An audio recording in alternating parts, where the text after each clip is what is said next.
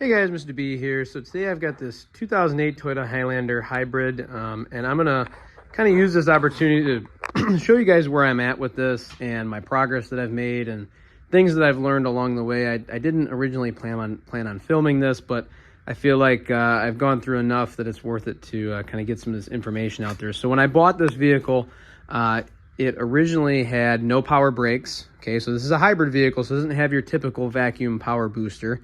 It has an electronic booster, so this is kind of a new problem for me to figure out. And there's some things that I've learned along the way and some mistakes that were made that I'd like to share, because I like to save money, but sometimes it's not worth it to try and save money on this problem. So had no power brakes. The brakes still worked. It does have a master cylinder in the usual area where a master cylinder would be, right over there by the brake pedal.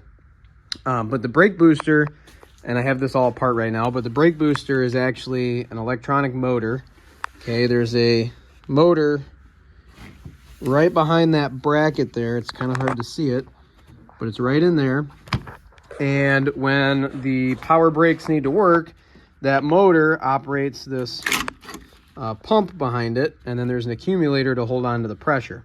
So that pressure is used through the brake actuator that's normally right here that I have removed right now.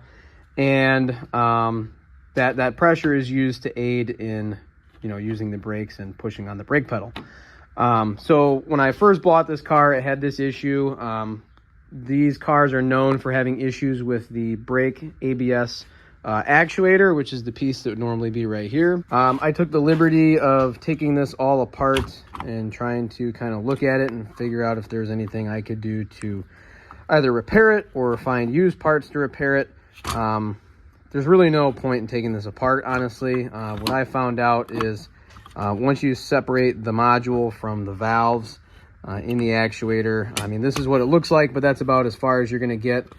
There's little pressure sensors right here that have been essentially attached to the the pressure sensor would normally go right there. I have it removed. So these are the pressure sensors inside of there. And if those have issues, you'll get a bunch of codes. If the valves have issues, like they're known to have, you'll get a bunch of codes. And anyways, you shouldn't really separate this.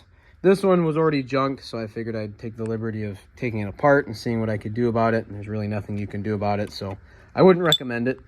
There's a piece of plastic on each side of this that holds it to this valve assembly, and it breaks every time you go to remove it. And there's little wires that are soldered onto these pressure sensors. They break. You're probably not going to be able to repair these. There's really nothing from what I can tell that you can repair. What happens on these, from what I found out, is those actuator valves, they leak pressure, and it doesn't allow high pressure to stay in the system to be used for when you need power brakes. So what happens is the pump motor continuously cycles on and off and on and off, and you'll hear it, it'll go brr, brr, brr, right? It just goes on and off all the time. And so what originally happened on this car, you gotta remember, I bought this car with this problem, and I had to kind of figure this out, and I wanted to try and fix it for fairly cheap. The whole assembly from Toyota is very expensive. Even just the brake actuator that I have now is $1,300 online from a Toyota dealer.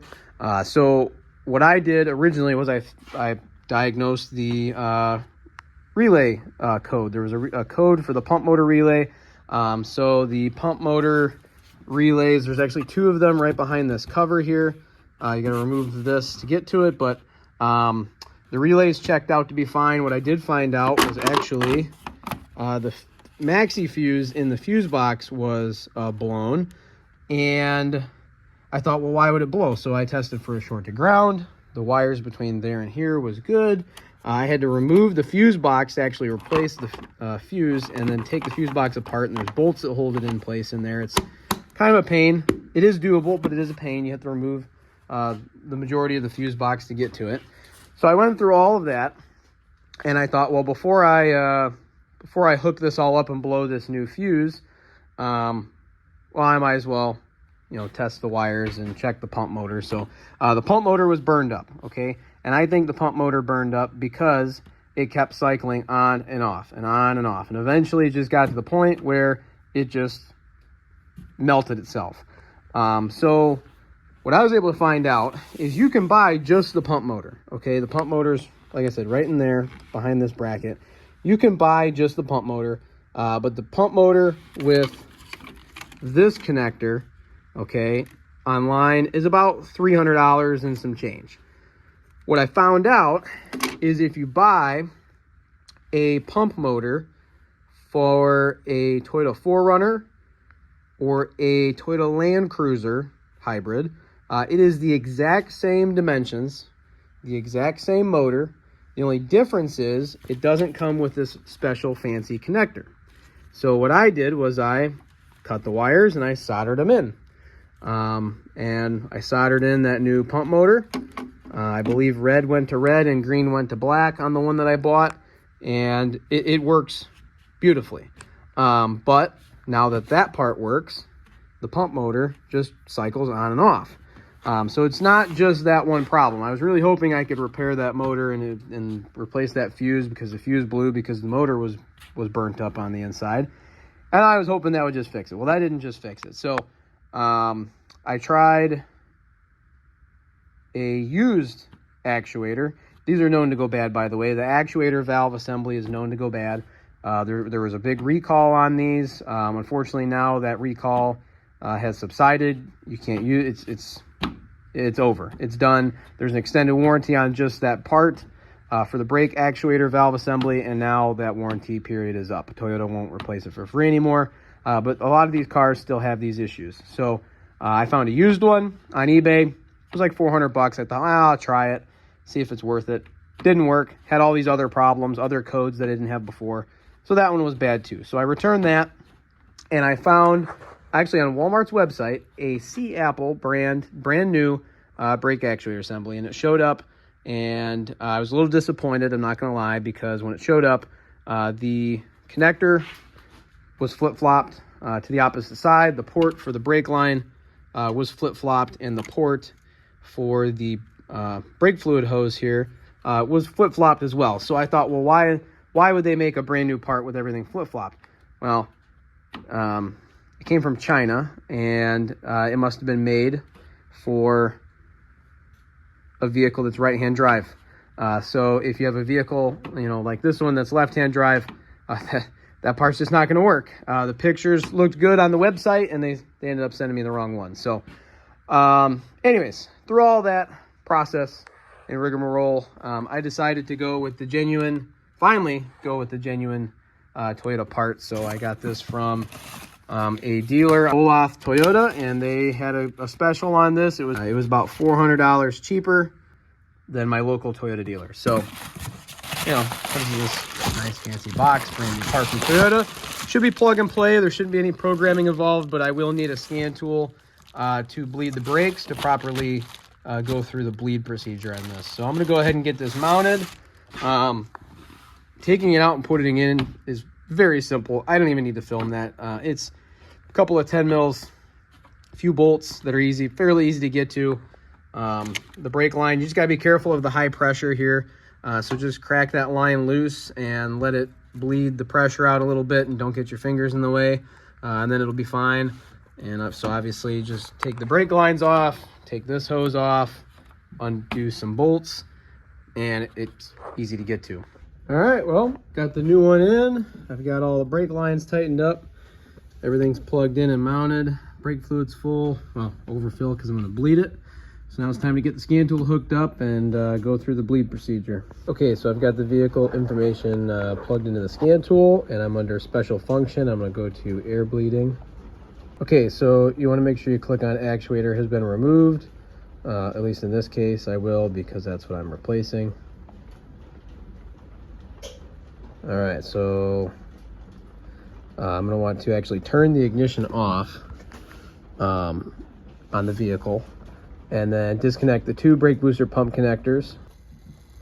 All right, so now that the vehicle's off, I'm just gonna unplug these two connectors here. Okay, go ahead and turn the ignition back on. Push the button twice. Did the lights come up on the dash? Okay.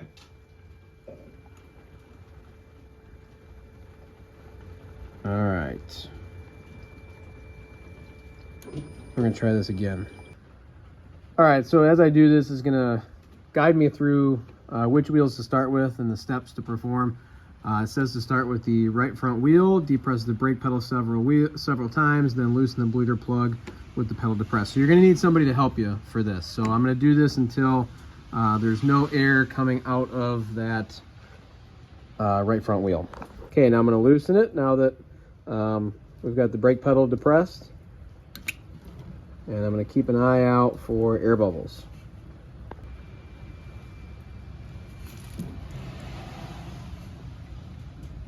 Okay, pump it.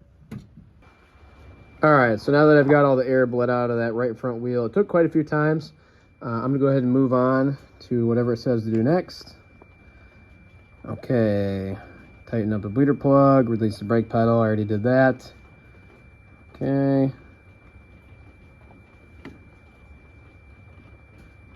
Now I'm going to go to the left front wheel, do the same thing. All right, so now I've got all the air bled out of that wheel, no more air bubbles. So I'm going to go ahead and see what's next.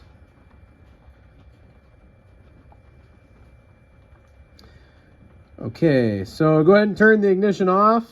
Okay, now I have to wait for 2 minutes. Don't open the doors or hit the brake pedal.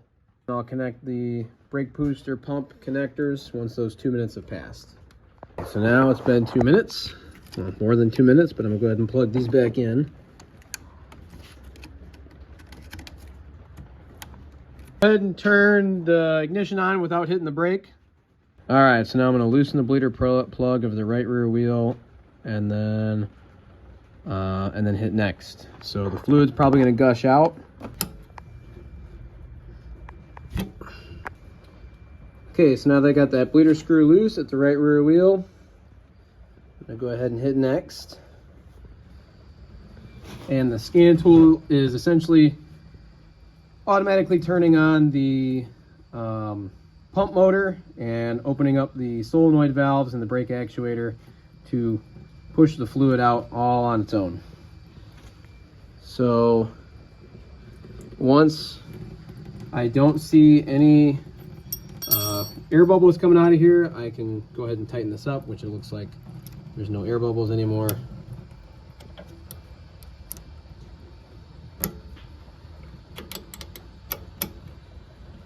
Okay. Now I'm going to hit next. And it just shut off the pump motor. Okay, now I'm going to go to the left rear wheel, depress the brake pedal, loosen the bleeder plug of the left rear wheel. Okay, go ahead and press the pedal and hold it. You're holding it? Okay. All right, now I'm gonna go ahead and loosen the bleeder screw.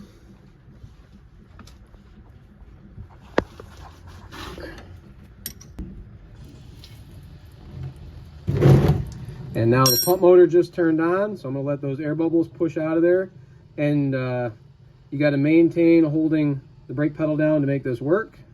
Seems like all of the air has been bled out. I don't see any air bubbles coming out of there. Oh, the pump motor just turned on again. It's doing this all on its own, just by holding the brake pedal down and using the scan tool to turn on that pump motor.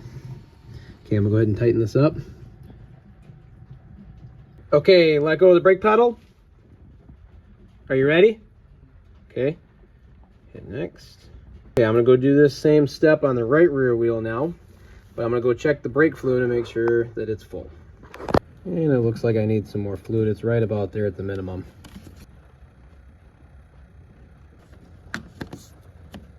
All right, go ahead and press and hold the brake pedal.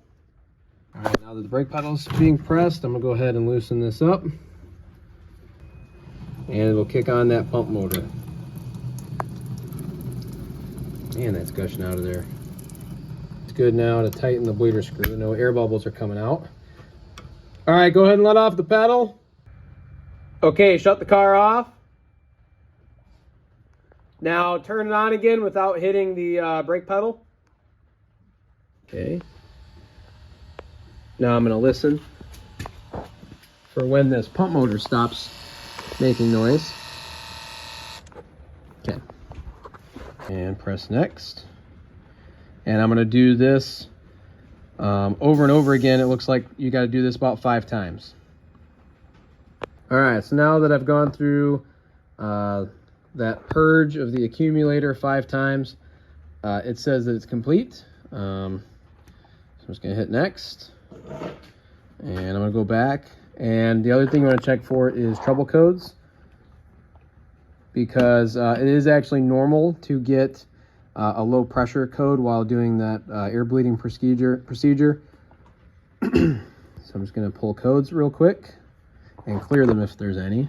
So those 2 codes are normal for going through the bleed procedure. So I'm going to go ahead and just erase them.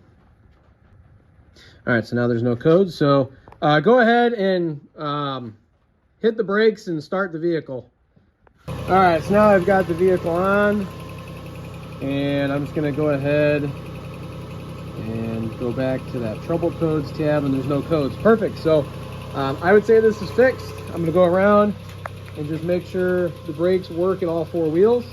But moral of the story here, guys, is don't cheap out on the brake actuator. Buy the Toyota OEM part, save yourself the hassle, save yourself the time, because I tried to cheap out on this and fix it for less. It is an expensive part, it's over $1,000, but it is worth it to just get the OEM actuator straight from the dealer. So I'm going to button this up, I'm going to get the wheels on it, I'm going to take it for a test drive and see how it performs.